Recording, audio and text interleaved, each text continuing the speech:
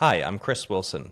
Today I'm going to be chatting with Arthur Bruno, the founder of Crate Entertainment and the creator of the action RPG Grim Dawn. I'm really looking forward to this conversation because Arthur took an entirely different approach to most aspects of the business model of his game and the structure of his studio than we did back when I co-founded Grinding Gear Games. Thanks for joining me, Arthur. To many of our viewers, you won't need an introduction, but some people aren't familiar with the creators of their favorite games. Could you introduce yourself? Yeah. Hey, Chris. It's always great talking with you. I'm Arthur Bruno. I'm the founder and creative director of Great Entertainment. I've been in the game industry for about 25 years now. I kind of got into it by accident at a time when, there weren't any colleges or anything for game development. And I just started playing Age of Empires at school and became one of the top players. And then Ensemble asked me to do some work for them and said, "Hey, you should apply for a design position," which was wild because it didn't even occur to me that you could have a job working in games. That's very cool. So yeah, I did like a little playtesting work on Age of Kings, and then one of the co-founders of Ensemble asked me to join his startup studio, Iron Lore, which was working on an ARPG that eventually evolved into Titan Quest. So I was just like one of the first guys working in a windowless one-room basement office in Sudbury, Massachusetts, trying to get a publishing deal for Titan Quest, and then basically helped hire up the design team. Saw that game through to completion, worked on the Immortal Throne expansion, and then I founded my own company in, I guess it was 2009. So it's been a while now, Crate Entertainment.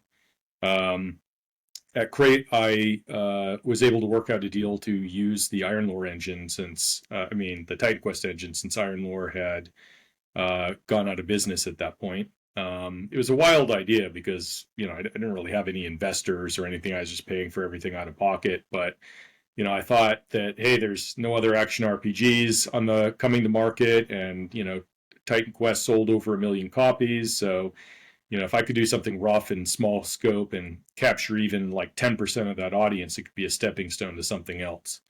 And then, Path of Exile caught us by surprise. Torchlight appeared out of nowhere. And then later on in development, Diablo 3 was announced. So, I was really scrambling, trying to figure out how am I going to be competitive in this market. So I launched a Kickstarter, was able to hire up some guys who'd come out of 38 Studios at the time. We got it to early access in 2012, and then just kept putting all of the money back into the development of the game until we finally launched in 2016. And it's funny because I originally thought, man, if we could sell like 500K copies, that would be amazing. And since then, we've gone on to sell like 10 times that number. And it's put us in this position where now, we kind of have like the freedom and flexibility to just kind of do what we want, work on projects that interest us, and, take whatever time we need to, make the product meet our expectations. That's a very cool story, and there's a lot of stuff to talk about here. Let's start with Titan Quest. I remember this game fondly. As my viewers know, I played a lot of Diablo 2 back in the day, but that segued into a lot of Titan Quest. One of the reasons Path of Exile exists is that after Titan Quest, there were no other action RPGs being made. Like exactly the same feeling you felt when you Yeah. started on Grim Dawn is basically there was just the silence, and it felt like there was an opportunity in the market. And so this was off the back of an awful lot of Titan Quest play between me and my friends. Jonathan, in particular, I remember we basically lived in the same room playing Titan Quest for a number of weeks there. That's Um, awesome. It's cool to hear. so on Titan Quest, you mentioned some of your responsibilities, but can you go into more detail about what your role was and what you worked on in that game? Yeah. So Brian Sullivan, who was one of the co-founders of Iron Lore, had heard about my work helping with multiplayer playtesting on Age of Kings, and got in contact with me, and I eventually went down, and they made me an offer. But this was before they had a contract. Publisher funding to develop the game. So I was kind of working on like an hourly basis. I was, driving like an hour into the office a couple of days a week, and had no idea if this was going to go anywhere. And I think kind of like the sunk cost fallacy kept me going because it took 3 years to get a contract. So, the more time I put in, I'm like, man, I gotta see this through. Gotta, make it to the end. We gotta make this this publishing deal happen. And during that time, I had have played Diablo 1. I actually did not play a lot of Diablo 2 because I was, swept up in RTS fever, and then later got into MMOs. But, obviously they wanted to make an ARPG, so I'm like, I got to learn everything I can about ARPGs. And I started playing Diablo 2, and, I became addicted to it. I played, just thousands of hours of Diablo 2. And like me and one of the other guys, an engine programmer who went on to found Unknown Worlds, would just be up until like 4 a.m. Or sometimes we wouldn't even go to sleep.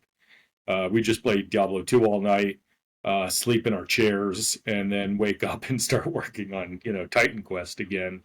And during that time, I just applied a lot of the lessons that I had learned as a player for what worked and what I thought could be improved in Diablo 2 to the design of Titan Quest. And I was given like pretty much free reign to just design an ARPG. So I was there just working on the design for like 3 years until we finally got a contract and were able to hire up the rest of the design team. So I worked on like pretty much every part of the game, designed, I think, almost all the major features. And then was just, led the gameplay team and, implementing everything, fleshing out the game, doing all of the itemization, setting up all the monsters and the boss battles. I did a fair bit of like level development and then help, plan the Immortal Throne expansion. And while that was being worked on, I was tasked with trying to create and pitch other projects, but none of those really came to fruition.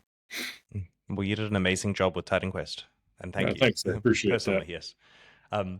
So, as you mentioned, this led on to Grim Dawn when you licensed the Titan Quest technology. What were your goals with Grim Dawn? Like, what did you set out trying to achieve there? So, honestly, I felt a little frustrated working on Titan Quest because, there were certain aspects of the game that I thought could be a lot better. Some of it was that when you're working for a publisher, you sign up for, a milestone list of what you're going to deliver. And to change anything on that milestone list is very difficult during development because, you have to it's like, say you have an idea for like a great new feature or whatever. Well, you don't necessarily have time in the schedule to work on that. So now you have to cut something. But to cut something, you have to go meet with your project managers and convince the publisher that it's, worth making this change. And so typically that just doesn't happen. There were a couple of times when I wanted to do things and, management was like, well, it's too much of a hassle. Like we have these deliverables. This is on the schedule. There's just, no realistic way to get this done. Right. Whereas on your own projects, you can just do it. Yeah. Yeah. There's nobody here to tell me I can't add a feature, which, sometimes is a bad thing, but I think generally works out for the players. And then on top of that, I feel like really this kind of misguided attempt from the top to make this very like family friendly. And so we weren't allowed to have blood and gore or even really like hit effects. And I don't know that the game necessarily needs to be gory, although, I think a lot of the audience enjoys that. And I do myself. But without that, without any kind of hit effects, you don't have very good feedback or like a satisfying feel to combat. And we did get a lot of criticism about that after launch, where I think somebody likened combat to like cutting wheat or something because there was no like meaty impact. There were not a lot of like flashy feedback when you killed or hit an enemy. There were no death effects or anything like that. So it was a lot of, I think stuff like that. There were a lot of things that I learned over the course of Titan Quest development that I didn't get to apply because systems had already been created, and to go back and redo them would have just been too painful during development. We didn't have time to do that. So when it came to Grim Dawn, I was just, it was like a chance to do everything all over again, but the way that, I wanted it to be. That's really cool. A little self-indulgent, but... Yeah. I never noticed the combat feel that you're talking about in Titan Quest until you mention it now. And then thinking back, I do agree. Like as a, decades later as a game developer, obviously it's, the effects that you're talking about do make it more punchy. But as a player at the time, I was so focused on items. Yeah, I think that's one of the things that's difficult as a designer is that oftentimes there are ways in which the game is not best meeting, the player's needs, or it's not providing the level of satisfaction it could, but players don't necessarily know why. And you have to try to interpret that or figure out what that is. Like, for example, there was a time during development where people kept complaining to me that Titan Quest felt slow. The combat felt slow. And I'm looking at this and I'm thinking, like, man, like it's timed out pretty, comparatively to like Diablo 2. And like I was very hesitant to increase the speed.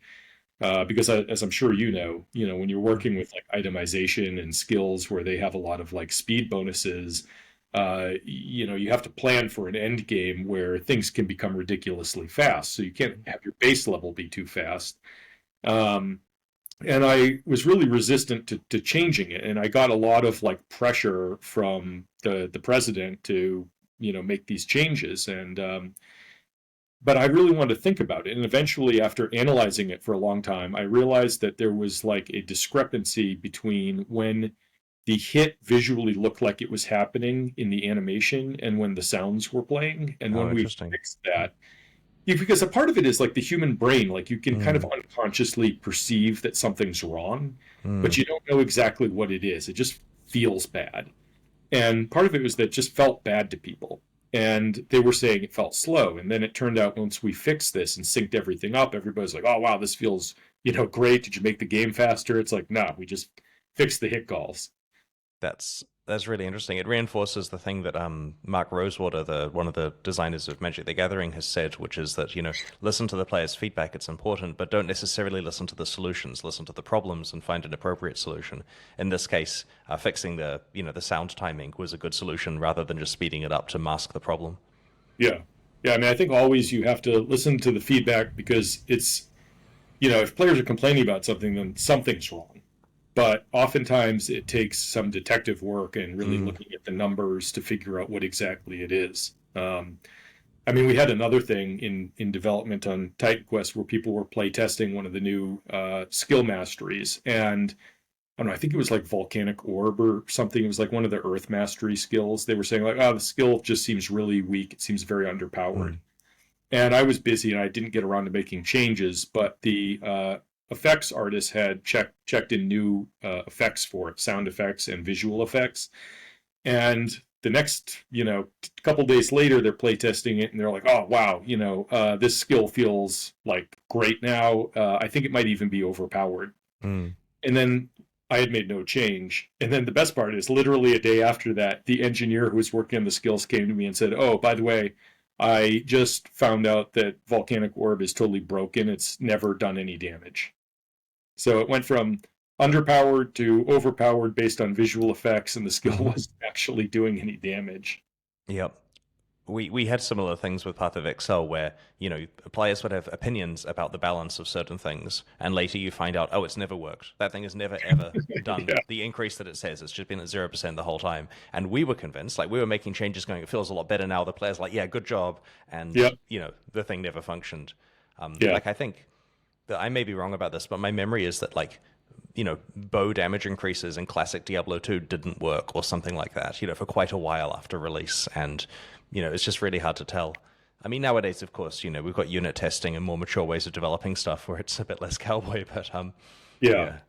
It's interesting how the game can still feel great, Yeah. So, talking about the start of Grim Dawn, I vividly remember your Kickstarter crowdfunding in April of 2012, because we launched our Path of Exile crowdfunding in the same month, though not on Kickstarter. We decided to use our own site because I wanted to save the 5%. Your campaign did incredibly well. We were watching it and super, super pleased to see that I believe it raised over $500,000 that month. So what did the success unlock, and what constraints did the crowdfunding create for the project? I mean, the big success is that I went from a guy who was paying for a little bit of art and volunteer work out of my pocket to all of a sudden I could actually hire some, full-time employees. And that really accelerated development because we'd really kind of like one of the main guys that who had been doing volunteer work on it had a kid and had a new job, and things really slowed down. And I'd reached a point where I was thinking like, geez, is this ever going to happen? Like I need to do something. Otherwise this game's never going to go out, and how many years of my life can I devote to working on this without pay? Um, so we did the Kickstarter, and all of a sudden a couple of people came on, and I got super lucky. I didn't realize this at the time. I mean, I've always known that they're great guys, and I enjoyed working with them. They do good work, but I don't think I really appreciated how amazing some of the initial people that I hired were, until like later on. And, we had to go through the struggle of trying to grow the company, and it found that it was very hard to find, other people out there who were, met the kind of caliber of people that I just kind of lucked out with early on in my first hires. Um, but, that greatly accelerated the pace of development, but it also put me in this position where I had this doomsday spreadsheet of, how many months is it until I run out of money and I can't pay people. And, all of that pressure of not only providing for people's livelihoods, but the fact that I had just taken these people's money in all the Kickstarter donations, and now I had to deliver a product that I, wasn't fully sure how I was going to get from point A to point B with that. Mm. I remember waking up at nights, like shortly after the Kickstarter, in like a cold sweat, thinking, oh my God, how am I gonna finish this game? Like, how am I gonna, you know, put a product out that these people donated for? And in my head, I had imagined at some point maybe we would have to sign on with a publisher, but like if we could get the game far enough completed, it would at least give us some leverage to make a good deal. And I did talk to some publishers at one point as we were, that my doomsday spreadsheet was counting down. But I just always felt like if we had accepted one of those deals, we would end up in a similar position that we were in at Ironlore, where you're kind of like on a treadmill towards a cliff that you're going to fall off of when, if you can't line up the next project fast enough before, your initial funding runs out. And also we wouldn't have ownership over the IP, which, I think would make things very restrictive in terms of what we're able to do. And I mean, that just the whole like management structure you need for reporting when dealing with, investors or a publisher. At one point, I even explored this crazy deal with a mining company where one of the guys was actually based in Australia, but I guess he was a huge Titan Quest fan. And I guess he was saying that, investment in mining is sort of similar to the type of investment that we would need in games, because they apparently they spend a lot of money just doing exploration to see even if there are resources that are mineable before you can actually create a product and bring it to market. But yeah, that didn't quite work out. And so, eventually, I just kind of kept going, but Steam Early Access became a thing. And, once I knew that we could get the game out in Steam Early Access, that took a lot of pressure off, because I was like, all right, we can release something. Because I felt like we had a really good bit of content, and I felt like the game felt very good at that point. It just needed a lot more content. So I think it was either 2012 or 2013 we did the Steam Early Access, and it didn't blow up big or anything initially, but it provided enough income that we could just keep development going, and had the time that we need to eventually make the product we were finally able to make. How many staff did you have working on it at that stage? I mean, immediately after the Kickstarter, I think I might have had like 3 or 4 people, not including myself. And then by the time that we released Grim Dawn, we were up to 7 people, I think. God, it's amazing you made such a good game with such a small team. I mean, yeah, it's actually funny because I feel like people don't really believe that from the outside, or think that we worked like crazy crunch, which I mean, I did in those initial years, but like, now we're still a very small studio, but like we don't crunch or anything really. And it was always very awkward when I was initially hiring people, and they're like, well, how big is, your team? It's like, oh, it's 7 people, but we made Grim Dawn. And I think people like can't quite do that math in their head of like, how does that make sense? I had a similar experience where when we released Path of Exile, we were shopping around to find a publisher for Southeast Asian regions like Taiwan and so on. Eventually, we signed with Garino, who we were happy with, but we talked to another publisher as part of, courting different ones, and Yep. they were very clear with their rejection of us. I vividly remember them saying, okay, look, we like the game, we think it's going to do great, but we're not going to publish it because your team is 22 people, and we feel that to run live operations for this, you need another 100 people. And we said, oh, okay, what would they do? That 100 people that we're just going to Yeah. hire? And they go, oh, no, there's so much stuff to do. And on one hand, they were completely wrong. We published the game just fine with our 22 people. But on the other hand, they're right because GGG in its current form has grown to hundreds and hundreds of people, and they are all doing useful things. And it enables the very large scale live service stuff that I think that publisher was expecting the game to grow to. So it Yeah. was prescient for them to say that, but at the time we thought that's crazy to just incur, $8 million a year of extra costs for no benefit. Yeah. And so, yeah, but man, getting your game made with, a team of 7 people or less is very impressive. I understand how difficult that would be. Yeah, I mean, part of it is just, I think, the fact that we're all remote and we don't have any kind of, there's no extraneous people. There's no like management layer really. Mm. There's no bureaucracy. We don't really have meetings. We're not spending time on things that don't make sense because a publisher wants us to put out a demo or this or that, whatever. So I don't know. Things are just very. I mean, that we're just very streamlined. Like we don't have any just pure concept artists in the Mm. company. Um, because I don't know. Early on, I didn't have money for it. But I also just came to the conclusion like, well, there's lots of good character artists out there who also can concept. So why not just hire people like that and then Mm. make a concept? And I think it works out especially well because a lot of times, like if you look at big AAA studios, the type of concept art that they're often churning out is like way overdeveloped. Yeah, it's good for marketing and for, art books and that kind of stuff, but it's more detailed than the sculptors or low poly people actually need. Yeah, so like I mean, a lot of times we just are like, hey, do like a line drawing to start out, do a bunch of line drawings, and we'll pick one that we like, and then develop it maybe a little bit further. But Mm. still we try to keep things like as rough and fast as possible, just to Mm. because it's all just an intermediary product. I wonder if there's an incentive where artists would really prefer to work on high detail things because it makes great portfolio pieces and they can be super proud of these amazing illustrations they've done. Yeah, well, I think there's that, and I think also, people who are concept artists get into it because they love drawing. Hmm. And it would be like if you asked a, 3D modeler, like, oh, just model, just half finish the model. We don't need the full Hmm. model. Don't bother wasting too much time texturing it.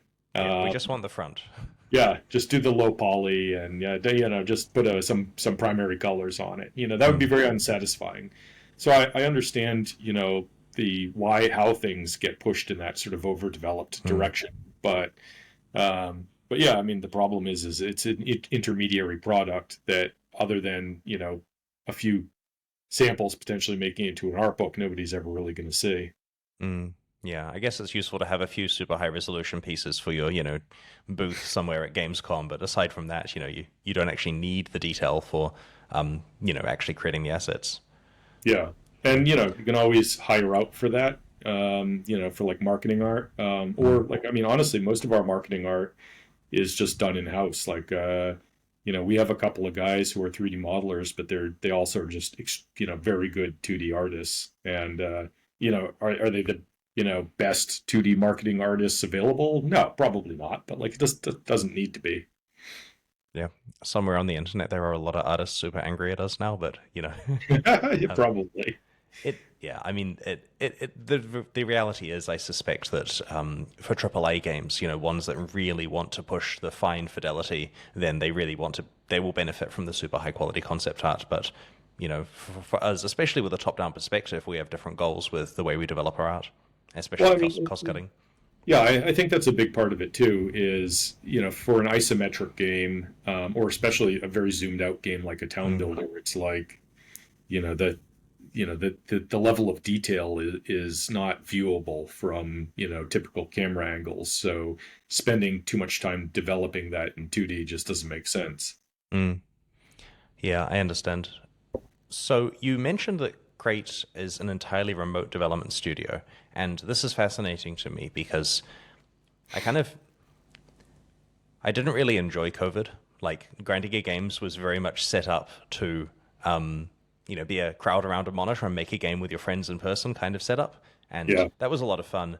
And running a studio remotely where you don't actually get to interact with people face to face was really hard for me. And so I've seen the amazing success you've had just, doing it remotely, and I'm sure this comes with many advantages, like, being able to hire people all over the world or whatever.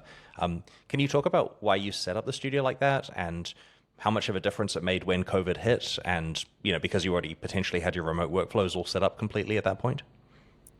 Yeah, the why is very easy. It was lack of money. Early on, like we were so bare bones that I just couldn't. I actually went around and looked at some commercial property at one point, but like I just couldn't pull the trigger on signing a lease because it was, it seemed like so much money relative to the fixed amount that we had at that point after the Kickstarter. And then, we were in early access for a number of years and, we didn't have like a lot of extra money even then. So there was always this dream of, man, someday we're gonna release this game and we'll make some money and we'll finally be able to open an awesome office. And then that day eventually came and we were like, well, where should the office be? And I remember spending a bunch of time like looking around at a map for an area that, seemed like it'd be cool to have an office, but was kind of like centrally located based on where people had, ended up in Massachusetts over the years. And it was like a lot of people were going to have, a 30-45 minute Mm. drive. And, I myself am thinking like, God, I'm a little bit of a recluse, so I'm like, I just can't imagine I having to actually put on pants and get in a car and, commute to an office every day. Um, and it was kind of, I think, a relief for everybody when, I finally said, hey, look, I don't think we're going to open an office. Like things just are working really great the way that they are now. And nobody, seems excited about having an office. Mm. Uh, and I think it's provided a lot of benefits. I mean, obviously a big one would be that COVID had no effect on us really, other than my kids were home all the time. But for the most part, like we just kept working as we always had. But beyond that, there's a lot of other, benefits in terms of like lifestyle. Um, and I think that they benefit the company too, because it's, I think, impossible to have a human being come in and sit at a desk for like, really in the game industry, it's going to end up being like, 9 or 10 hours a day a lot of the time. Even if it's not, mandated, it's like people are just, they want to finish their work. They're passionate about the thing they're working on. But like just sitting in an office continually is, it burns you out. Um, and then oftentimes it's just inconvenient. Like I honestly, having worked remote for so long, I don't understand how regular, like people who work at a regular, like, physical company get anything done because, half the time during the day I have to go run errands or my wife needs me to pick up the kids a certain day. And I'm thinking like, how did two people who, work in a physical office place, like find time to get all this stuff done? But meanwhile, at a remote company, it's like people can go out and mow the lawn or work in their garden or run an errand during the day. It's no big deal. And then they come back and they just put in the extra hours at night. And I think that for the most part, people probably end up working more hours because it's so easy to sit down at your computer and chip away at something. As opposed to like having all of your stuff on a PC at work where you would have to drive into the office if you want to, put in an extra hour after dinner or Mm. something like that. How do you handle communication with like documentation and stuff? Like, are you a documentation heavy company? Do you have like an open Discord call going all the time so people can hear what's going on? Like, how do you disseminate information? No, I am famously anti-documentation. I'm pretty bad at it, even when we probably could use some more in certain cases. But like I remember when I was working on Titan Quest, they told me, well, one of your jobs as the lead gameplay designer is you need to put together a design document. I'm like, what? Why do we have to have this big design document? Like I'll just write a technical specification, I hand it to the engineers, and we're good. But no. I think the publisher expected to see one. Mm. So I ended up spending, I don't know, like weeks, maybe a month putting together this huge, like 60-page design document. And then nobody ever read it after that, which is exactly what I imagined was going to happen. Because it Uh, becomes out of date the second someone has a conversation after. yeah, basically. That, or it's like people just, they don't want to read through some giant, overly verbose document. They just want to be Mm. handed the piece of information that they need. So we keep things like very loose and streamlined at Crate. I also try to hire people who I think understand the types of games that we build. Like, Mm. especially with an engineer, if like, an engineer has experience working on strategy games, or an ARPG or an RTS, whatever, they have kind of an understanding of like how things should function in a game. So you don't have to spell it out in infinite Mm. detail. You can, be like, hey, make the UI work like it does in this game. And like they know what you're talking about. Or the unit control, or, whatever it is. They kind of have a sense for how it should feel.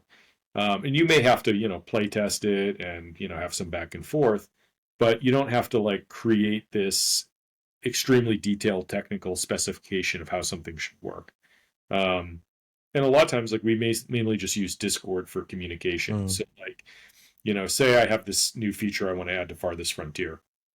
Um, I might, depending on how complicated it is, do an actual like write up in a document, like of this is, how basically it should work, and hand it to the engineer, and then we'll talk about it. Or sometimes if it's like something that's more simple, I'll just be like, hey, it would be cool if this happened in the game. And they'll be like, okay, well, okay, what about this? How exactly do you want that to work? Or what should happen in this case? And we'll just kind of chat about it a little bit. And they'll say, all right, I'll give it a shot. They'll check it in and say, hey, I checked this thing in, take a look at it. And then I'll say, Mm. hey, this is awesome. Or this is almost awesome, but it'd be, if you could like fix this part, or it'd be really cool if it actually did this.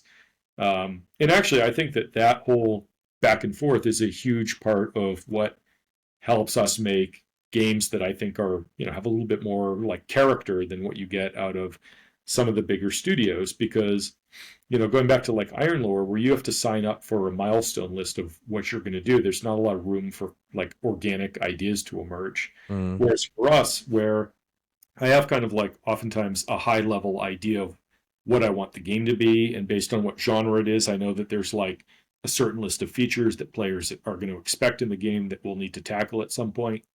But a lot of the time, it's like I am just constantly, working with people to implement ideas, and then playtesting the game. Like I playtest the games all the time. And because I'm playtesting it and seeing these ideas as they come online, it just naturally leads to other ideas, Mm. that I don't think that you necessarily have when you have to plan out everything in advance on paper. Mm. I see. I guess it helps in this case because it's a relatively small team and you're a very focused game director. It means that a lot of the communication can happen in your head to some extent. Like if you're holding the vision of it, you can individually work with people on features, but they don't need to necessarily work with each other on features in a way that would require more formal Right. specifications and stuff because it can come through you, or at least you can mediate that stuff. Yeah. Yeah. And I think, there are limitations to that, and there are downsides. Mm. Obviously, if we were a much bigger company, things wouldn't be able to necessarily work like that. Hmm. That's very interesting. That's I could talk about the structure stuff all day. There's a lot of interesting stuff here. So the next thing I wanted to talk about was to do with the multiplayer way that you've structured, or the multiplayer or lack thereof in the initial version of Grim Dawn. So, like Tiding Quest, it's primarily a single player game that has optional co-op play.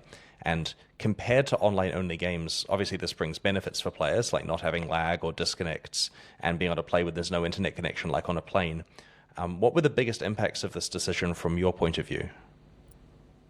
uh I mean, it's really hard to know. Um, because we only have this, we only have what we did. It's hard to compare it to what we didn't do, and what might have happened had we done things differently. I mean, it's like this thing, the whole thing with marketing, where you Mm. put a bunch of money into marketing, but you don't really know how much of an impact something would have had if you had done this or that. You can't A/B test it in a different reality. Um, but that said, I mean, we did have a lot of people show up early on in the development of Grim Dawn and say, hey, this game's going to be dead on arrival. It doesn't have secure multiplayer. Why are you even wasting your time making this? And obviously, those people were not correct. We went on to do very well for ourselves. And I think a lot of times, and I was one of these people early in the days, like when I was playing Age of Empires competitively, I never played the campaign or anything. And I just thought, me and all of my friends who play Age of Empires, who coincidentally were all people I met while playing PvP online, that's all we do is we play PvP online. So that must be what everybody does. Because my sample size is only these people I met playing, PvP.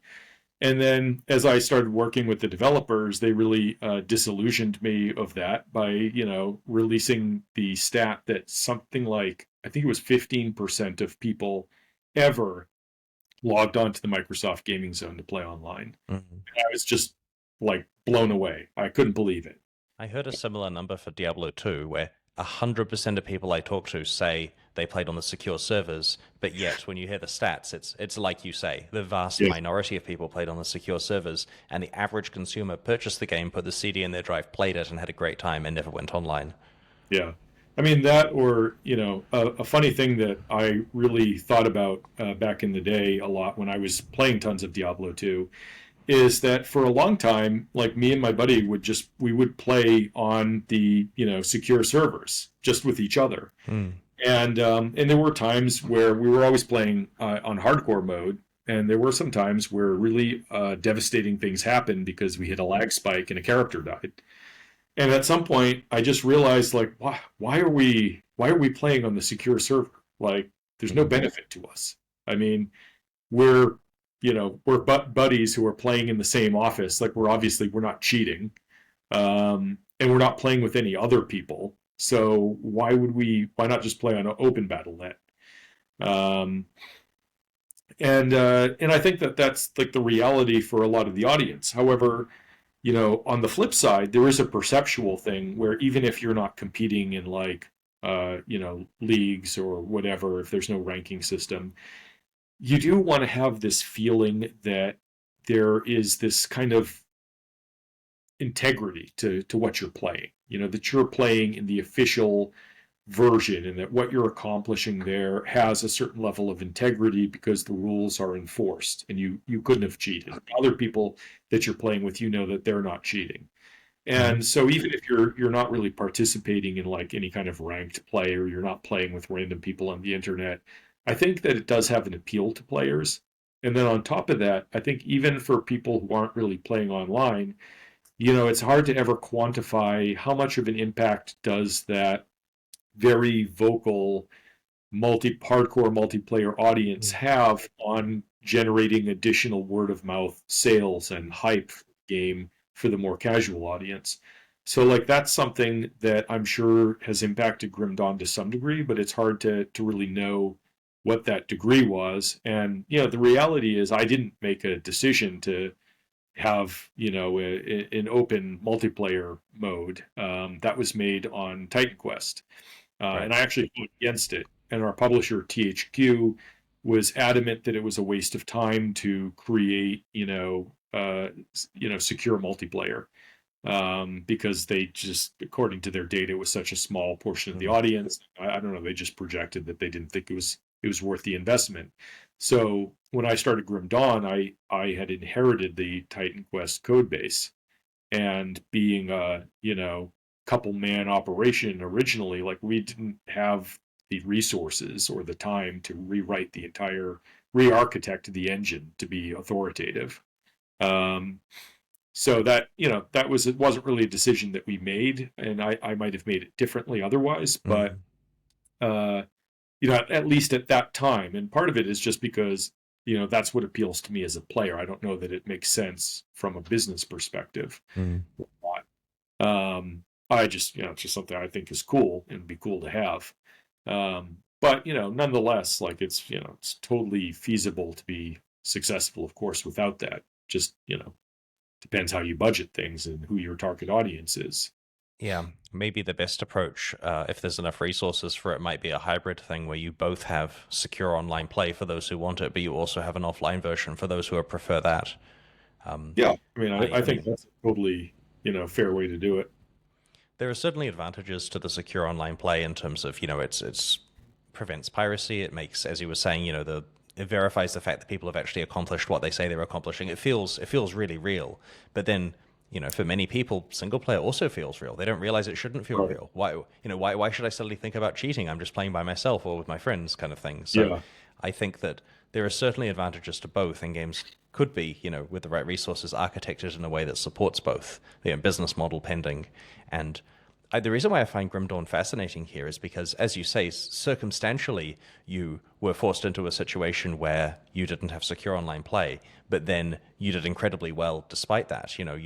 You provided such a good game experience for so many people, sold so many copies, and do you think this might be because most of the other action RPGs were trying to do secure online play, so they had the always online stigma and the issues associated with that, lag and desync and, like Uh, microtransactions and so on? I don't know. I mean, I wouldn't say that I feel that we necessarily pulled a lot of audience from other ARPGs who were dissatisfied with them. I mean, clearly there's some degree of that. Like you do hear people were grumbling online about, connectivity issues with various like ARPGs, and I'm just a single player person. Why should I be forced, to play online? Um, but and ultimately, I think that it's more that it's just a big genre. Like there's a huge player Mm. base. And one of the things that I think is very hard for more hardcore players to understand, and this is me back in the day, is that the average person doesn't play a game very long. You know, Mm. like you have these people who are. It's funny because we get these like negative reviews periodically on Grim Dawn from people who've played like thousands of hours, and then we'll say something like, "Wow, this game was fun for a long time, but eventually I ran out of things to do." And it's like, yeah, like the game is not meant to keep you occupied for the rest of your life. But some people, like they have that mentality. They don't want to start a new ARPG or whatever it is if they don't think that they can put like 10,000 hours into it. 10,000 Um, hours for $50 is a pretty good deal. yeah, it's a very good deal. But the vast majority of the audience, like they're going to play the game for 10 to 50 hours, and they're going to have their fun, and then they're going to move on and do something else. And I think that that's a big part of where like Grim Dawn has seen success is because people, the vast majority of the audience is not like tied to a specific ARPG. They may play them all at one point or another, but then after that, they may only continue. They may move on to different games, or they may just Mm. continue playing the one that they really resonates with them.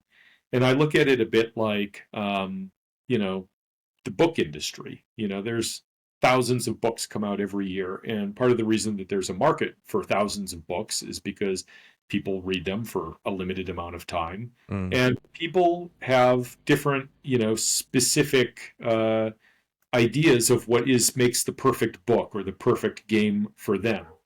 And the fact that we're a small company and we don't need to have, you know, 50% of the market to be successful means that Mm. we can make a game that more specifically caters towards a subsection of the overall audience. Because really, the ARPG audience is not monolith. It's made up of like a bunch of different groups who all want sometimes mutually, conflicting things in the game.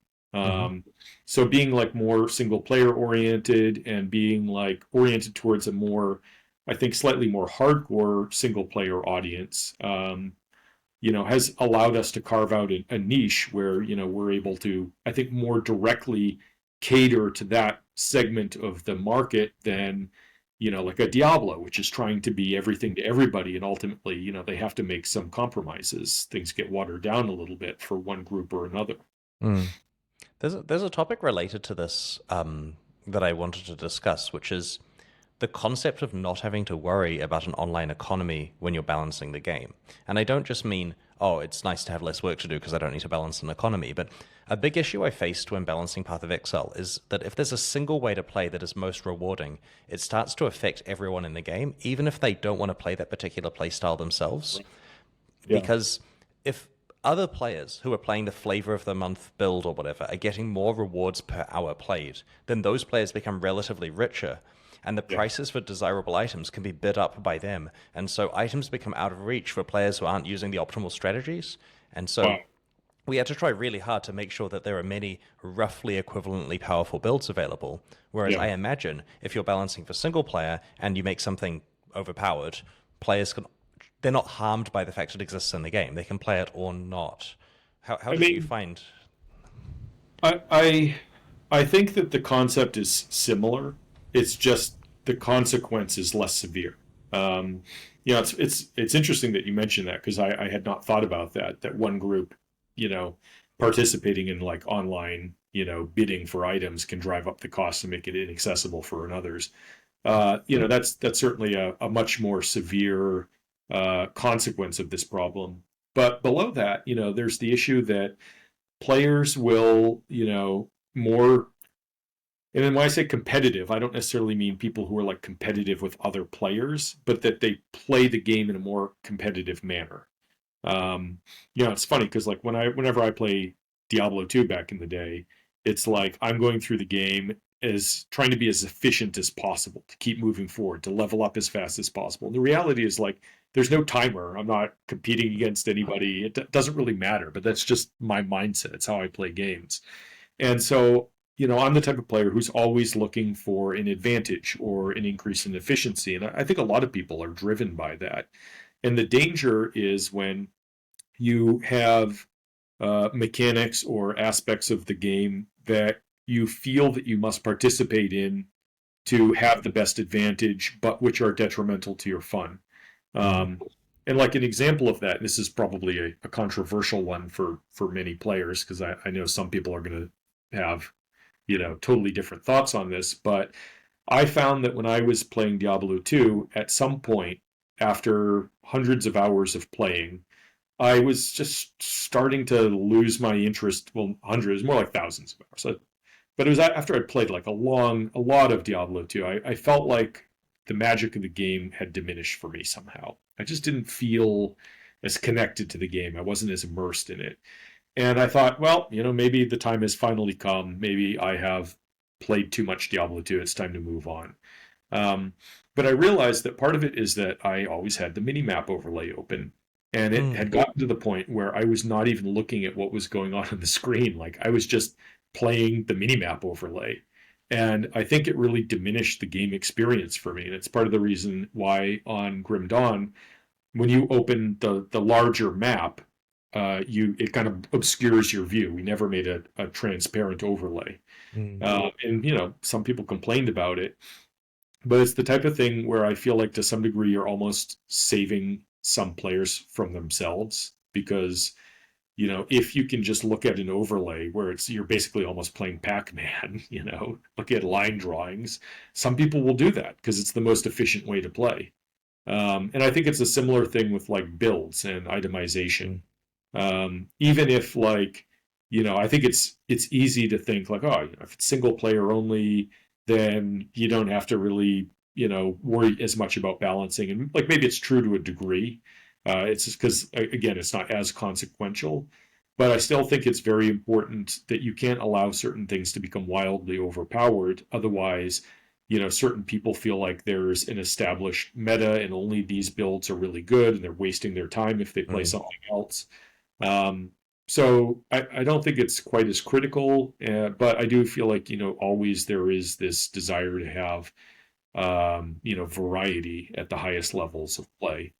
Um, the one thing I think is probably beneficial for being in a more offline and, single player environment is that when you do make balancing changes to stuff, it doesn't hurt quite as much for Mm. people.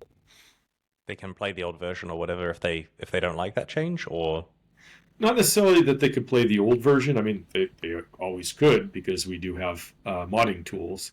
But it's more that it's not disrupting some kind of competitive play in Right. direct Mm. competitive play in a ranking system or anything like that. I see. Um, Yeah, you haven't swapped someone's shoes in the middle of a marathon here. yeah, that and just like being not being like a free to play game, we uh, don't have to have like quite as intense of a grind or quite like Mm. plan for as much kind of like long term gameplay. We can make it easier for people to access like the highest level items. Mm. Which isn't to say that it's easy. I mean, you still have to put in a lot of hours farming stuff potentially, but like I don't think it's quite to the degree of how long it takes to really max out a character in a game like Path of Mm. Exile. Mm. You mentioned modding, and like obviously an online only game like Path of Exile can't really support player made modding tools because there's one authoritative version of the game running on the developer's servers. But Diablo 2's offline mode had a huge modding scene, even though it wasn't officially supported, and my understanding is Grim Dawn does as well. What are the costs and benefits of offering official modding tools to the community? I mean, obviously you have to create these tools. I think that a lot of times people don't understand how bad some of the tools are that we use in development. And oftentimes there's kind of like an arcane knowledge required to use these development tools. But when you want to make them accessible to people for modding, you have to do a bunch of cleanup and try to make things a little bit more intuitive and develop the UI a little bit better. So there's a little bit of cost there, although I think that cost has ended up benefiting us in the long run because now we get to use those tools. And as we've gone on to make a number of expansion packs, it's made development for internally a little bit easier. Um, I would say that one of the biggest issues though is whenever you're releasing a patch or an expansion, there is the potential to break people's mods. And then oftentimes you even will end up with various bug reports that are a result of conflict with mods, but players don't realize it, and it Mm. can waste a lot of time trying to dig down and figure out what exactly is happening, and then you discover, oh, this person's running. It could even be a very innocuous mod. Like a lot of the mods people make are just tools for the game for like inventory management, or they want to change the itemization, like the color tags for items, stuff like that. But on the flip side, and again, it's a difficult thing to measure, but I think it has provided some increased longevity for the game. As like we had some people made this amazing Diablo 2 mod, like basically like recreated Diablo 2 and Grim Dawn, which was really cool. Um, or there's a group that basically runs like a PvP league, and they created a mod to facilitate that.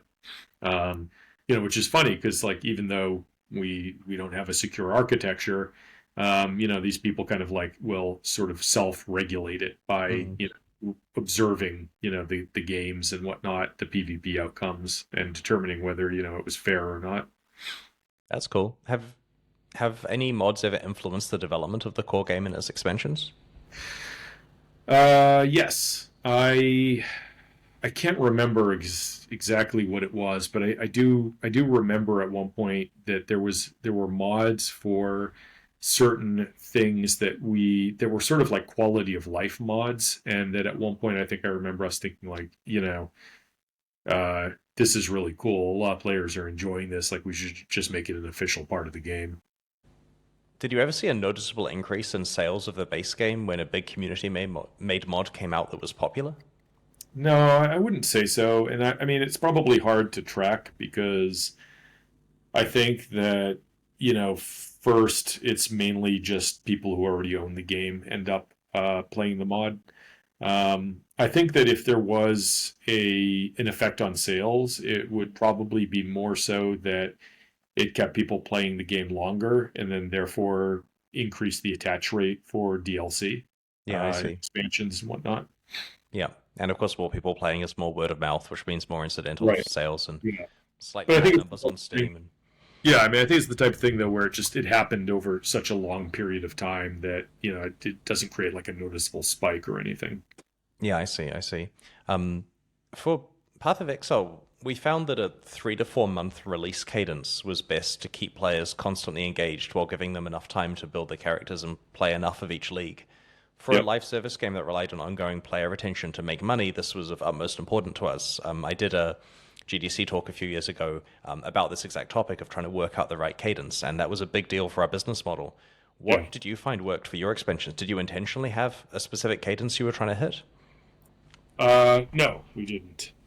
So I don't know. Honestly, I can't tell you what the best cadence would be. I mean, certainly, I do think that it makes sense to try to keep updates happening on a regular basis. I think that it would have been beneficial if we could have put out more DLC, closer together. But I mean, the reality is like we're a small development team. At some point, it's been like after the release of Grim Dawn, I had no idea what to expect for the sales of the game. Mm. Back in the retail era, you'd get some big spike at launch, and then your sales would dwindle pretty quickly once you lost your shelf placement. And nowadays, obviously, that's totally different with digital storefronts. But as my first digital game release, I had no idea what to expect from it. And so we planned things with the expectation that sales could just drop off at any time. And so we started another project. In fact, got it rolling a little bit before the release of Grim Dawn. Just had a couple engineers plugging away on what would become Farthest Frontier. Right. And then because we had to, move some development resources onto that, it, diminish the rate at which we could potentially put out expansions for Grim Dawn once we saw that, hey, this thing's actually selling really well, and we probably, we should keep supporting it with additional content. But I don't know. I mean, it's all of our expansions have done very well. People seem to mostly return for them. We're at the point now where the game has just kept selling for longer than we could have ever imagined. And I mean, what is it, like 3 years after our last expansion where we said we're not making any more expansions for Grim Dawn. Here we are working on a new expansion. And part of the reason that we said we're never working on any more expansions is because, unfortunately, due to the way that things are set up, it is increasingly difficult, increasingly complex to add in at each new expansion. We have to make a new version of the world, and there's all these different skill class permutations that you have to worry about balancing and creating synergies and itemization for. Really, the way that we did items is one of the biggest issues prohibiting us from adding additional character classes to the game, which otherwise would be low-hanging fruit. That would be a really easy way to add content that would have a lot of replay value.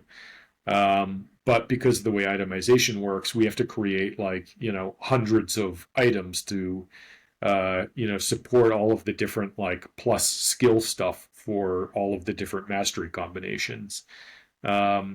So that kind of caused us to drag our feet in putting out expansions, along with the fact that we're just really burnt out from working on ARPGs for so long. Mm-hmm. But yeah, I don't know. In general, I would say I think every 3 to 4 months sounds like a nightmare to me. But I think that's probably beneficial for sales. Given the pace that I would like to work at, I feel like every 8 to 10 months or something maybe is good. But yeah, I don't know. I haven't spent much time reading historical feedback from your community, so I'm honestly not sure what the answer to this question is going to be, but given that many of the other major action RPGs that people would have been playing were live service games that live or die based on the frequency of their updates, did any members of your community base their feedback or expectations on a different release cadence than the one you're actually doing? Did you get people who cropped up after 3 months and said, this is a dead game and that kind of thing? Oh, yeah, absolutely. But I don't know, to some degree that's unavoidable. We're here actively working on Farthest Frontier, trying to get it out of early access. And, will put out a massive update, and then like literally a week later, people will pop up and be like, "Is this game abandonware? Is this still in development?" It's like we just put out this huge patch and new features, like a week ago. So I don't know. I think that it's just unavoidable that that's going to happen, but the majority of the audience doesn't really care. And in fact, in some ways, I think we're just really moving away from that culturally. Like, I think for, older people, there is more of this, like we grew up in a time where releases were further apart, where companies typically stopped working on games after, a few months after a release. Um, and I mean, here we are, almost 10 years after the release of Grim Dawn, and we're now releasing a new expansion. Like that never happened, 15 or 20 years ago. Uh, and part of that was just because of the way retail worked, where things disappeared from store shelves, and it was very hard, to convince a distributor to carry, an expansion or something for a product that came out 10 years earlier. Um, I think also we were like always chasing graphical improvements 15 or 20 years ago. Mm. And now we've gotten to this point where the audiences have become sort of agnostic to graphics to a degree. Mm. My kids started out playing Minecraft, which, is not exactly the king of high fidelity graphics. And so coming from that, it's like their expectations for what graphics need to be are totally different than mine. Like Mm. they don't have this coupling of like, oh, good graphics means that it's going to be quality gameplay that I think existed for a lot of us, way back in the day. Mm. Um, and then games just remain on the storefront forever. And especially, I think younger people they're not as time sensitive about what's trendy or not right now. Like, my kid the other day, my teenager was like, "Oh, Dad, how do you know who Eminem is? Like, this is some hot new artist." And I'm like, "Dude, he's older than I am. Like, Eminem's been around forever. That's how I know who Eminem is." But like, they don't care. They'll go back and listen to, binge some artist who was popular 20 years ago. Or like, my kids will sometimes play like these pretty old games. And I'm like, how did you find that? Like, how did you get into that? And it doesn't seem to matter as much to them whether it's like the hot new thing or not. Mm. That is really very interesting. That actually matches with my experiences talking to kids these days as well. And the graphics point is a great one because when we were growing up, as you say, each generation of games sort of better graphics, and that's a way you knew it was the hot new thing. And these Yeah. days, half the successful games are ones where the developers have intentionally picked some style that fits what they're trying to do, as opposed to just pushing. I want to spend an extra 100 mil on this game, please. Yeah. Which some people are doing, of course, as a way of signaling it's the latest generation of Call of Duty or whatever. Yeah. I mean, I think there's room for both of those approaches, but 15 years ago there was only one approach, and Yeah. nowadays it's totally different. I think that there's a huge market, and that market has different people have very different Mm. sensibilities, and yeah, things just work differently. So when you release a new expansion, which is topical because of course you've got one coming up soon, what do you feel from a marketing point of view actually moves the needle on awareness? I have no idea.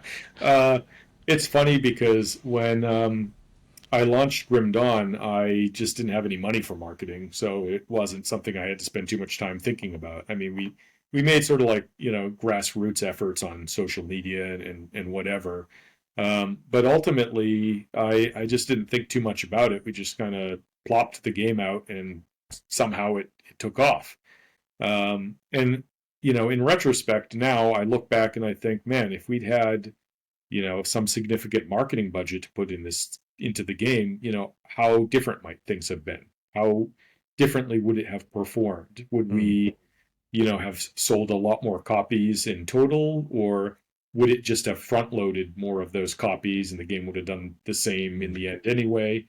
Um, it's very hard to tell. I mean, the big thing I would say moves the needle is getting featured on Steam.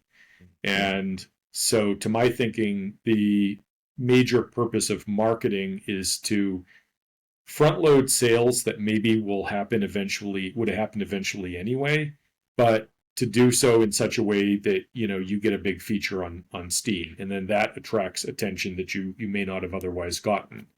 It's funny because still, like 10 years after release, we occasionally have people saying like, "Oh, Grim Dawn, where did this come from? I never heard of it."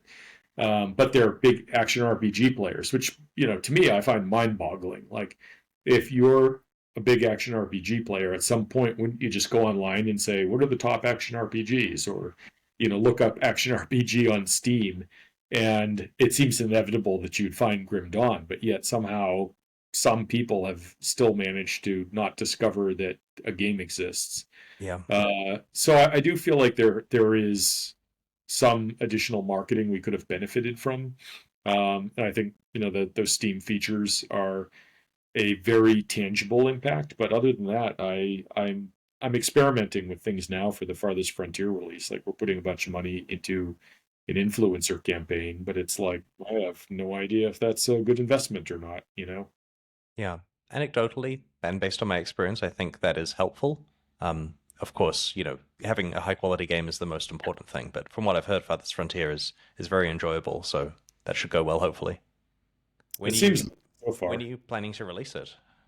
The 23rd of October, so it's coming up quick. Yep.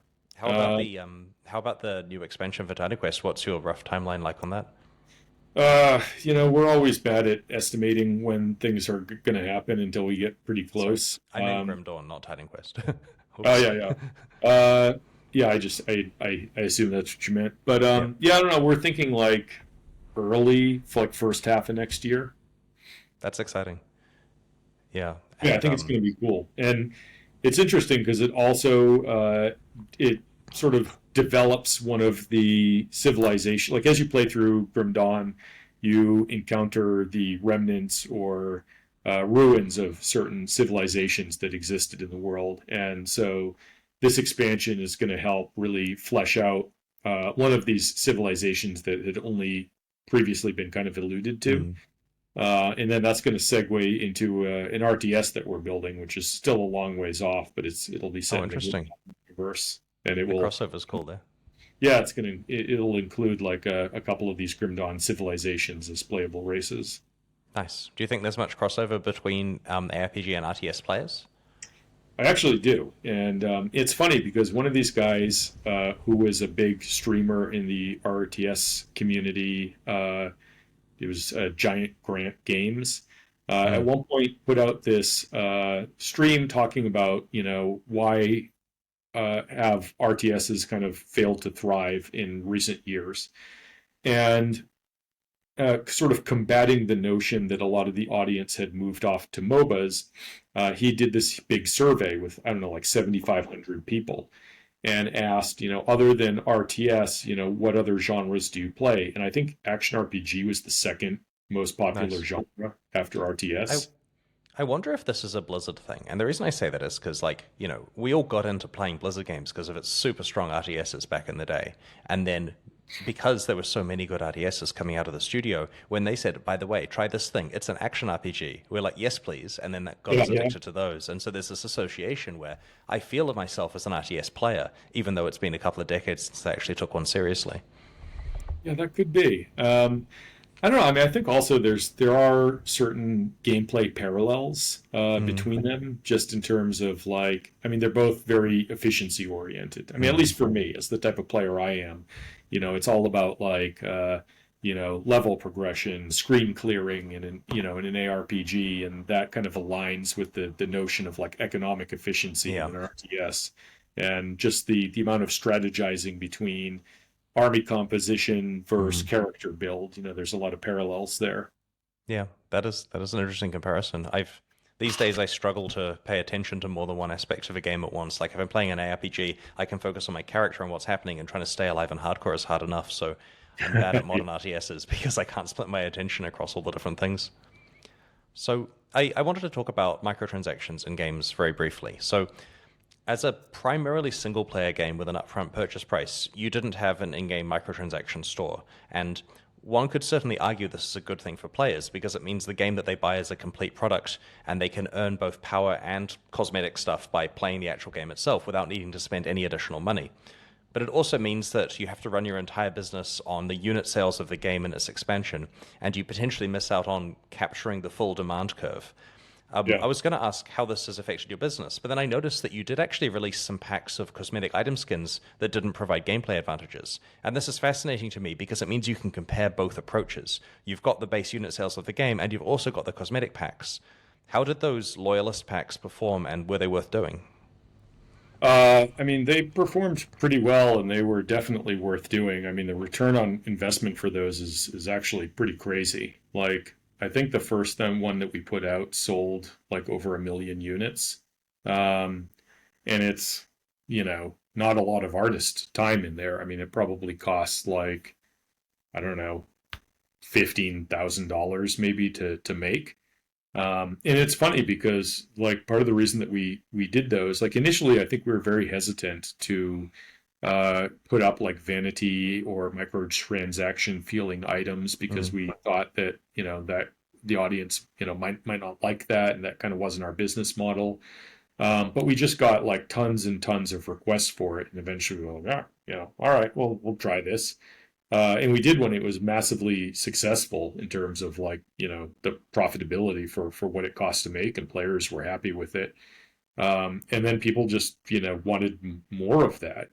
And I think there's a danger, like there's a balance. I think if we'd gone mm, too far and started pumping one out every couple of months, I think that might have soured people on it. mm, Felt like too much of a cash grab. It's like, because it's weird. It's like you have to kind of balance like this audience demand for something with an oversaturation that eventually starts mm. to feel greedy.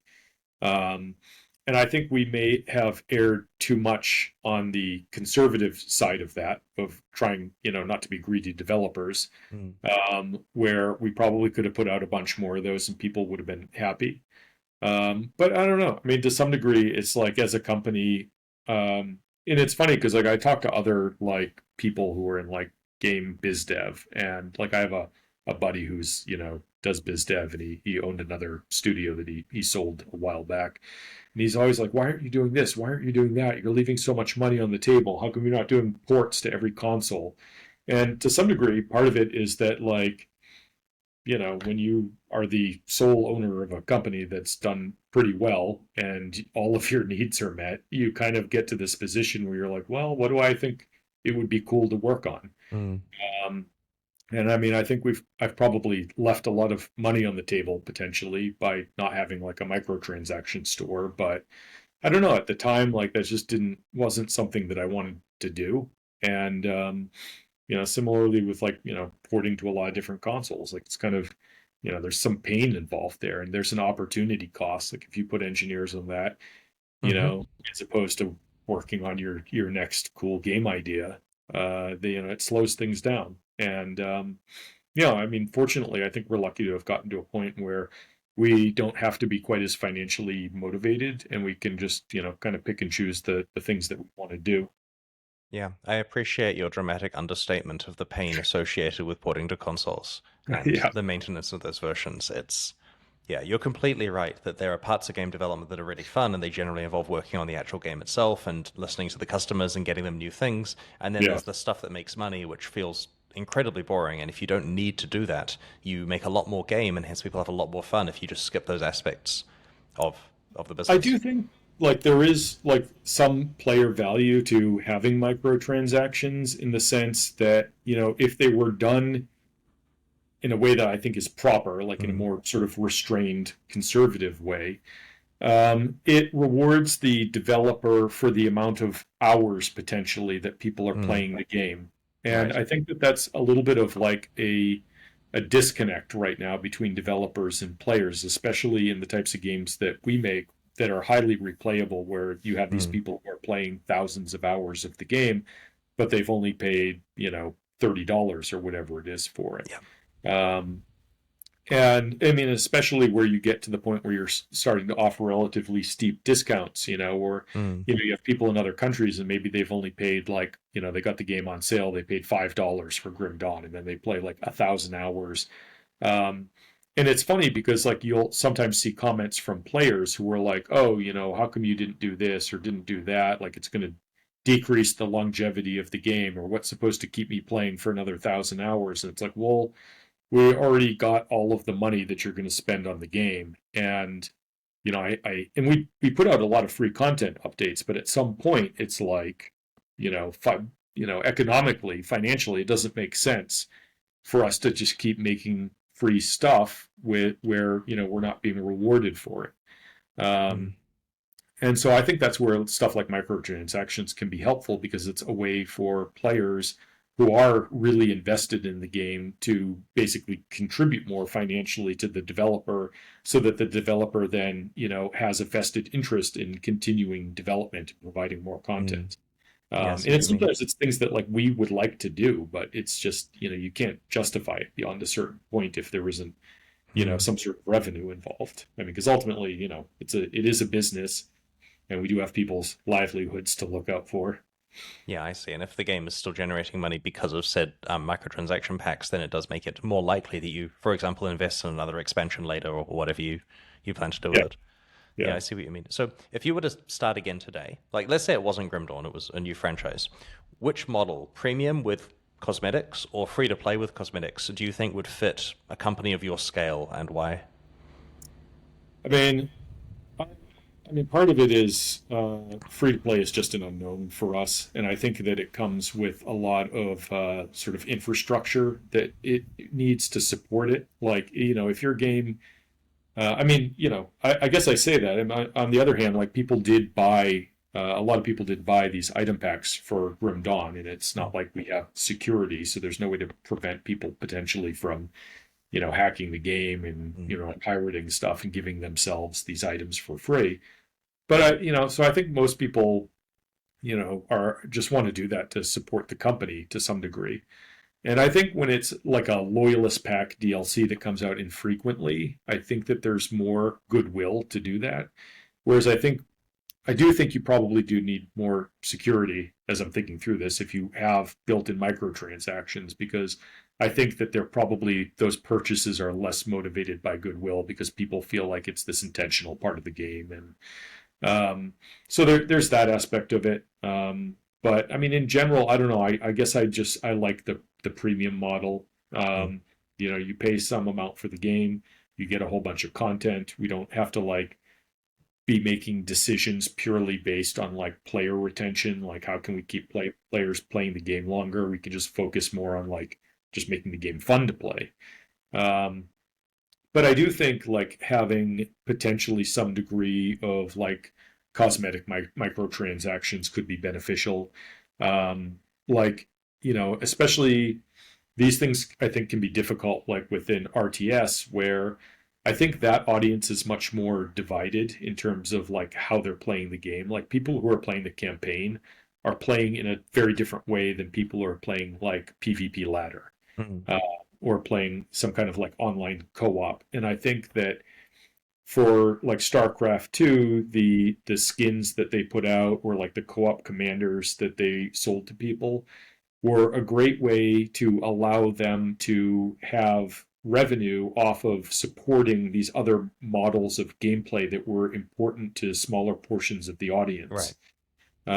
Whereas without that, it's like then you have to think about, well, how much time can we, resources can we really justify to providing, these different gameplay modes when it's not what the core audience is, what Mm. 70% of the audience is engaging with. I see what you mean. I was thinking that another concept here is that if you are if someone was to make a game with a secure online economy and you have to make the decision between free to play and premium, something that's not really discussed is a secure online game obviously lives or dies based on the sanctity of the economy. If everyone's cheating and botting and stuff, then what's the point of playing? And so looking at botting in particular, if a game is free, and I say this having spent a decade fighting bots in a free game, If a game is free and you ban the bots, they come back seconds later, and the marginal cost per account is whatever it takes to register a new Gmail account and get a new clean VPN IP address. And therefore, you ban 10,000 bots, 10,000 bots come back 5 minutes later, and it's a fight. Whereas if the game has an upfront premium cost, it certainly means that it's only worth it for them to bot the game if the amount of revenue that they can get by doing that activity exceeds the cost of the game they're paying. And if the game is a substantial cost, there's no way they're making $30 of value out of it before you ban them if you've got mature tools. Right. And so this is something that I imagine the Path of Exile 2 team is finding at the moment, comparing to Path of Exile 1, because currently PoE 2 is in early access where you have to buy a supporter pack to get entry. And so I would expect that the botting behavior were different between the two games, though I don't know that. I mean, I think the other thing, like based on what you're mentioning, is that, even if people who are botting are then buying additional versions of the game, it's like, in a way, they're contributing resources to you to continue policing the game and removing bots. Whereas, if the game is completely free to play, it's like, it's at some point resources. Gets further on in its lifespan, it's like you're investing resources and trying to combat something that is just purely extracting time and energy from the game. Yeah. You always hear these conspiracy theories about how people accuse the developers of games of banning bots at a certain cadence, like leaving the bots there just so they can make enough money and then banning them so that you get the money when they have to rebuy the copy of the game, which is obviously, not something that happened in Path of Exile because the game was free. But I don't imagine it working like that because the negative effects of having the bots are obviously catastrophic for these games. And once the economics are not there for the botters anymore because they're being banned, they will just move on to something else. I think that the biggest reason that companies do that is because they don't want people to be able to understand how they detected the bots. I mean, at least I don't know how well this translates to like banning bots, but with hackers, it's like a big concern is if you're immediately banned after doing something specific, then you can figure out how the company determined that you were hacking. Whereas if you just compile a list of hackers and then, ban them all a month later, nobody really knows what, allowed for their detection. Yeah, you can do things like ban 90% of them because that will just confuse them, right? What did these accounts do? What's special about them? Why are they still working? Yeah. There's a lot of fun stuff you can do to mess with people. And honestly, in a thing where it's a matter of making it too annoying for someone to keep doing, messing with them is the best way of achieving that. It's funny that the whole cat and mouse game that is involved with that. Yeah, it's a cool area. I enjoy that quite a lot, and it's an advantage of doing online game stuff is that you get to fight a lot of different types of abuse. Obviously there's all the bad financial abuse where people are trying to do bad things with your payment processing, and that's quite sad to have to deal with. But the game level stuff is interesting, seeing the cool things people come up with and then trying to find a good solution to that. So, since you last released your 2019 Grim Dawn expansion, you've been building Farthest Frontier, which we've mentioned a few times in this conversation. How's that going, and what have you learned about it that can be applied back to action RPGs? It's going great so far. It's funny because I just had always wanted to make a town builder. I loved playing town builders when I was in college. And I was sad that it felt like for a while the market had kind of dried up for those. Of course, as happened to me when I started working on Grim Dawn, all of these ARPGs appeared suddenly. Now the same thing I feel like is happening with the town builder genre, where there's like a million town builders coming out. And then, we started working on the RTS a little while ago, and all of a sudden there's all of these RTS games coming out after none for 10 years. But in general, I don't know, I initially was wondering, is there an audience for this genre? And, as it turns out, yes, there definitely still is a significant audience for the town builder genre. And Farthest Frontier has done great for us so far in early access. I think we're up to 1.2 million copies, and we've got 1.6 million wish lists. So, during early access. So, by those standards, it's totally outperforming where Grim Dawn was at that point in its really good numbers. How will that, translate to long-term sales? I don't know. But so far, I'm pretty optimistic. And then, I mean, I don't know, as far as how does that translate to ARPGs, I don't know. Well, I it's don't, nice you got to work on something different for a while because you mentioned burnout and stuff, and I totally know what you mean. It's after focusing on one genre for a long time, it's nice to think about something else for a little while. yeah, I mean, so we have like a couple of other projects, like I mentioned, the RTS that are in development that will sort of be the next phase of games after Hmm. this town builder. But I feel like we've gotten to the point. I mean, I've gotten to the point, and you know, my like sort of right hand man, Zantai is his online handle, as he's known by most people. I think has finally gotten to the point where we're like, all right, maybe it's time. It's time to start thinking about Grim Dawn too. Interesting. Interesting. Is there anything you can say about that today? I mean, I don't want to, jump the gun, get people too excited because it's a long ways off. Hmm. But we have been developing our own new proprietary engine for the RTS, and that will be the same engine that we use for the ARPG. Hmm. So I think that's cool. The fact that the RTS will give us a chance to kind of hammer on this engine and refine it, Hmm. and then we'll build off a separate version for the Hmm. ARPG, adapt it for that. But when I was working on like Grim Dawn initially, we were really kind of hamstrung with the old technology that we started with, which already had begun to sort of, I think, show its age by the time that Hmm. we were working on Grim Dawn. And now we're kind of locked into it. Like, once you have this existing audience that owns the game, like you can only change things so much. Yep. That and like, we can't go to like a new shader model or anything, or we'd have to redo all of the art in the game. So it's very exciting to be able to, start on this new action RPG with a completely fresh engine, where I think we can really upgrade, the whole look of the game. Hmm. And then, as a team, like we've just matured over the time that we worked on Grim Dawn, and then subsequently, like we've hired a bunch of like really top notch artists in recent years.